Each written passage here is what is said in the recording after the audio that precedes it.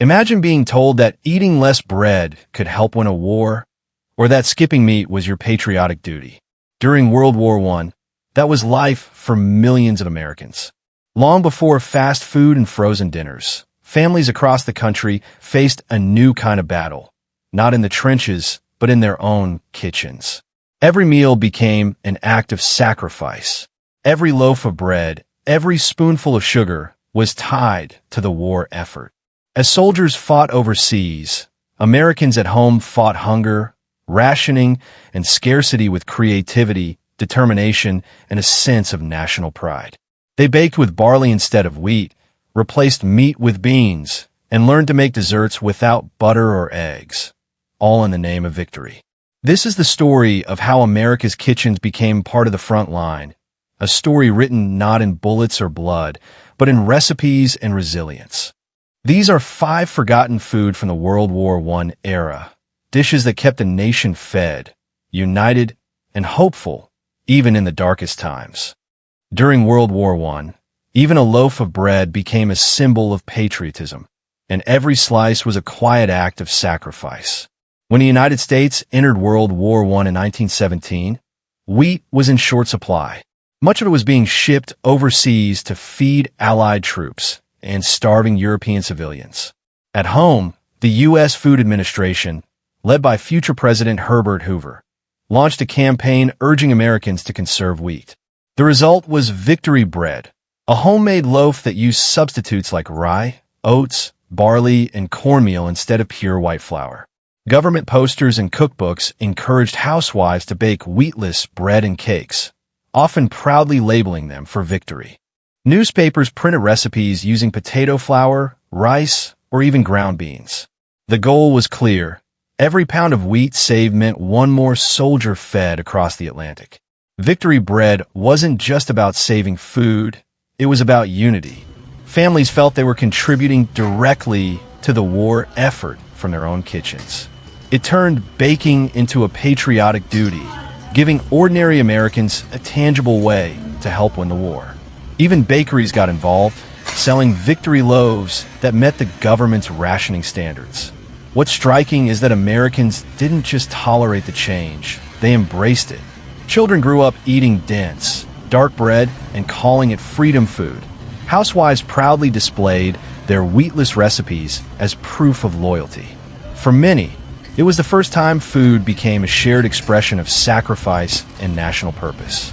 And while bread was being reinvented at home, the government asked Americans to go one step further, to give up entire meals in the name of victory. Before the world knew the term Meatless Monday, it wasn't a diet trend, it was an act of patriotism. In 1917, the U.S. Food Administration faced a monumental challenge, feeding both the home front and the war front. To stretch the food supply, Herbert Hoover introduced voluntary rationing days, Meatless Mondays and Wheatless Wednesdays. Americans were asked to give up meat and wheat twice a week, so those resources could be sent to soldiers and allies overseas. This wasn't enforced by law, it was done through moral persuasion. Posters, pamphlets, and even church sermons reminded families that every skipped steak, every saved slice of bread, helped win the war. Recipes began to evolve accordingly. Lentil loaves, peanut croquettes, barley pancakes, and oat-based casseroles became staples of the wartime kitchen. Housewives proudly reported how many meatless meals they had served that week. These voluntary days worked because they tapped into the spirit of unity. It wasn't just about saving food, it was about shared sacrifice. Americans from all walks of life felt connected by a single purpose: feeding the troops and securing victory.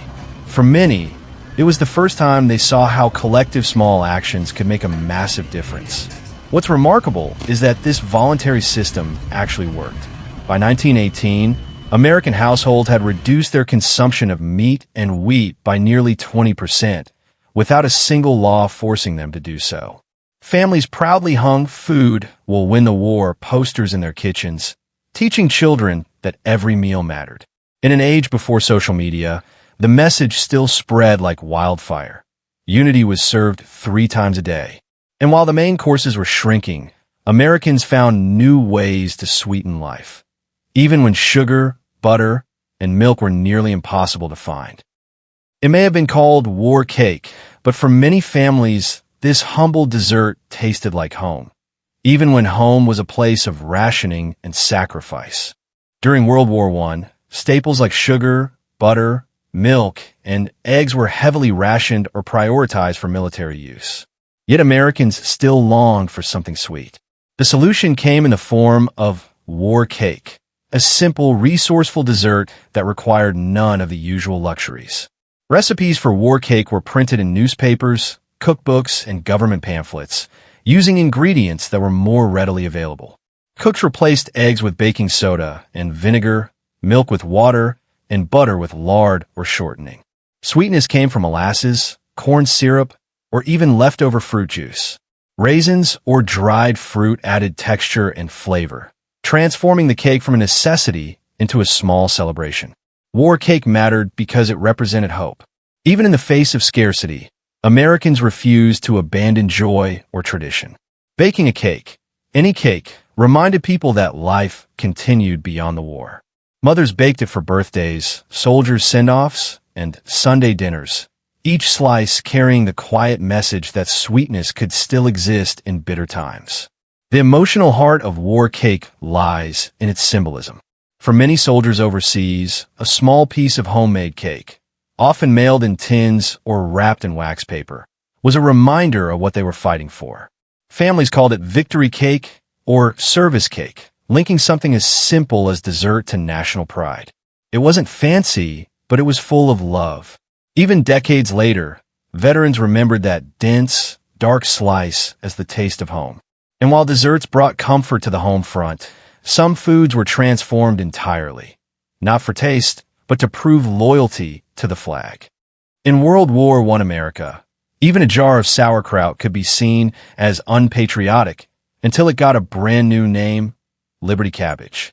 When the United States entered World War I in 1917, anti-German sentiment swept across the nation. Suddenly, anything with German roots, from music to food, became suspect.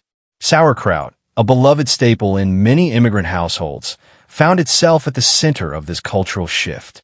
To protect the cabbage-based dish from backlash, American producers and grocers rebranded it as Liberty Cabbage. The move wasn't just clever marketing, it was a patriotic statement.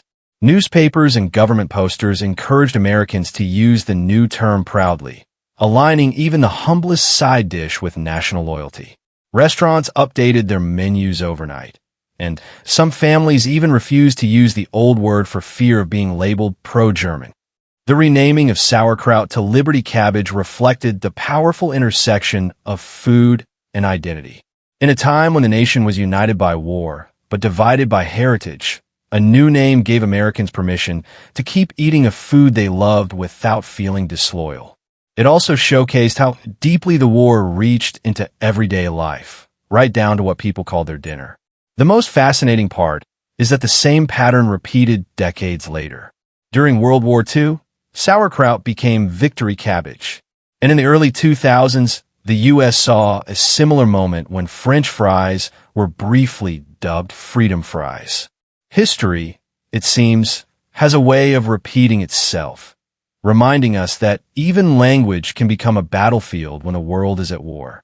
But while Americans were renaming their foods at home, soldiers overseas were fighting hunger with something far less glamorous, a bowl of thick, muddy stew that was often their only meal of the day. In the muddy trenches of World War I, where every breath carried the scent of damp earth and danger, one simple stew became the difference between survival and starvation. Life in the trenches was brutal. Soldiers endured freezing rain, rats, disease, and the constant threat of shell fire, often on little more than a few tins of rations. But when supplies allowed, cooks behind the lines would gather whatever ingredients they could find, bits of bully beef, potatoes, dried peas, and sometimes even turnips, and toss them into a single, bubbling pot over a smoky fire. This humble dish became known as trench stew. It wasn't fancy, and it certainly wasn't fresh, but it was warm, and that meant everything. Soldiers would line up with their mess tins, savoring each bite as if it were a feast. In diaries and letters home, Many described trench stew as the only meal that gave them a fleeting sense of normal life amid chaos. The stew was more than just nourishment, it was morale. It gave men something to look forward to after endless days of mud and misery. Shared among comrades, it offered comfort, camaraderie, and the illusion of home, even if just for a few moments. The mix of ingredients often varied by what could be scavenged or traded, turning every pot into a small act of creativity and resilience. But there was a darker side. Many soldiers wrote of finding mold, maggots, or even shards of shrapnel in their meals. Supplies were scarce, and standards were low. Yet, even in those conditions, the stew was cherished, because in war, survival often depends not on taste, but on hope. That bowl of thin broth was proof they were still alive. As the war dragged on, governments back home faced their own kind of battle, not in muddy trenches, but in kitchens, urging families to eat less so the soldiers could eat it all. They say war changes everything, and it does. But perhaps the most human part of war isn't found in strategy or politics. It's found in the meals people share just to stay alive. During World War I, food wasn't simply nourishment.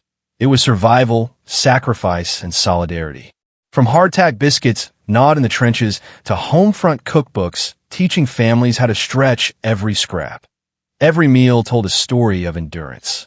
Ordinary people learned to make extraordinary sacrifices so that soldiers at the front could fight another day. What's remarkable is not how strange these foods were, but how much heart went into them. Behind every tin of bully beef and every steaming ladle of trench stew was someone's love, a mother's worry, a nation's pride, a comrade's quiet comfort in the dark. It reminds us that even in humanity's darkest hours, there's always a small fire burning somewhere, a pot simmering with hope, faith, and the will to carry on. So the next time you sit down for a war meal, take a moment to remember the men and women who didn't have that luxury. The cooks, the soldiers, the families who turned ration books and empty cupboards into the spirit of resilience.